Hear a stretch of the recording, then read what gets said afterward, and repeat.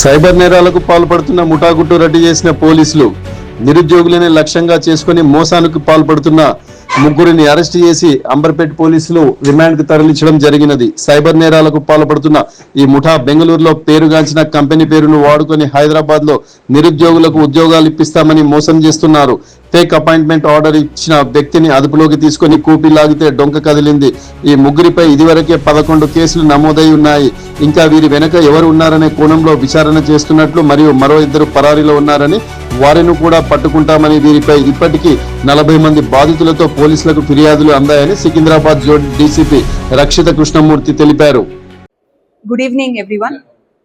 ఈరోజు Amberpet police station వాళ్ళు ఒక ఫేక్ కన్సల్టెన్సీ జాబ్ స్కామ్ని బస్ట్ చేశారు.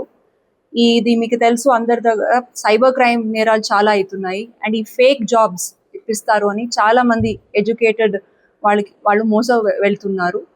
ఈ కేసు మన దగ్గర 17th మే నాడు కంప్లైంట్ వచ్చింది. బి ప్రియా అని ఆమె చెప్పింది, ఆమె సోషల్ మీడియా ప్లాట్ఫామ్లో ఫేస్బుక్ ద్వారా ఒక కన్సల్టెన్సీ పరిచయం అయ్యారు. సో అది కన్సల్టెన్సీ సాఫ్ట్వేర్ జాబ్ ఇప్పిస్తారు అని ఆమె నమ్మించి ఒక ఫేక్ అపాయింట్మెంట్ లెటర్ ఇచ్చారు.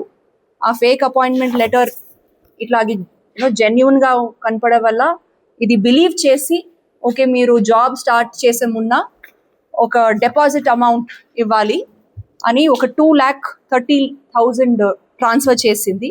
తర్వాత ఎప్పుడు జాబ్ స్టార్ట్ చేయాలి అని అడిగేటప్పుడు దెన్ వాళ్ళు ఒకసారి మనీ రిసీవ్ చేసుకున్న తర్వాత దే కంప్లీట్లీ బ్లాక్ హర్, అంటే ఈ ట్రాన్సాక్షన్కి వాళ్ళ అకౌంట్ అని షేర్ చేస్తారు.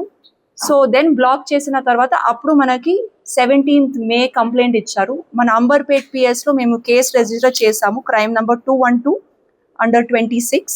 ఇది ఐటీ సెక్షన్స్లో కేసు నమోదన చేసిన తర్వాత డిఐ అంబర్పేట్ మొహమ్మద్ హఫీజ్ ఇది ఇన్వెస్టిగేషన్ స్టార్ట్ చేశారు.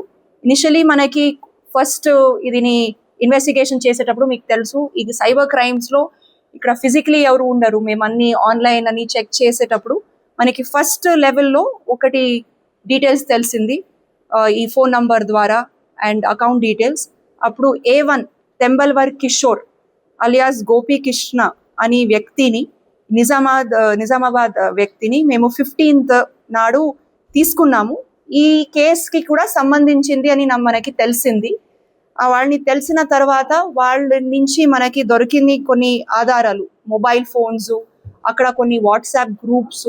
అదిలో తెలిసింది ఇది పెద్ద నెట్వర్క్. వీళ్ళు బయట ఒక కన్సల్టెన్సీ ద్వారా ఇట్లాగే చూపించుకొని వాళ్ళు ఇట్లాగే ఒక స్కామ్ నడిపిస్తున్నారు. అక్కడి నుంచి మనకి తెలిసింది ఈ A2 కిర్తిక్ అలియాస్ రాయల్ మోసిస్ అని, ఇది ఈ అబ్బాయి బెంగళూరుకి చెందిన అబ్బాయి. వీళ్ళు A1 వచ్చేసి కిషోర్, A3 సాయ్, A4 ప్రీతి, వీళ్ళందరూ ఈ ముగ్గురు బెంగళూరు వాళ్ళు. అక్కడ యాక్చువల్లీ ఒక కన్సల్టెన్సీ ఫర్మ్ ఉంది, అడ్మిన్ ఫిట్ కన్సల్టెన్సీ, జెన్యున్గా అక్కడ ఉంది ఒకటి. సో ఆ పేరు మీదనే ఫేక్ ఫేస్బుక్ ప్రొఫైల్ చేసి ఈ ఎడ్యుకేటెడ్ వాళ్ళకి జాబ్ పరంగా వాళ్ళు ఏదో ఒకటి naukri.com ఎక్కడ అన్ని చోట్ల చెక్ చేసేటప్పుడు ఈ సోషల్ మీడియాలో యాడ్ కనపడ వల్లనే ఇమీడియట్లీ అక్కడ కనపడ ఫోన్ నంబర్స్ని కాంటాక్ట్ చేసి వాళ్ళకు నమ్మించేసి దెన్ 1 week 10 daysలో జాబ్ అపాయింట్మెంట్ జెన్యున్గా కనపడే లెటర్స్ని ఇస్తారు. సో ఇలాగే మనకి తెలిసింది దట్ వీళ్ళు ఈ almost cheated about 35 to 40 unemployed persons. And మేము పోర్టల్లో చెక్ చేస్తే ఆల్రెడీ 11 FIRs కూడా అయ్యింది ఈ సేమ్ కన్సల్టెన్సీ మీద. ఇది CCSలో 4 కేసు అయింది, కుకట్పల్లిలో 3, చార్మినార్ 3 అండ్ మనకి మహబూబ్ నగర్లో 1 అయింది. సో ఇది తెలిసిన తర్వాత మేము అర్థం చేసుకున్నాము ఇది పెద్ద నెట్వర్క్. సో మేము ఇది వర్కౌట్ చేసి మనకి ఈ రోజు ఉదయం మనకి క్రెడిబుల్ ఇన్ఫర్మేషన్ తెలిసింది దట్ వీళ్ళు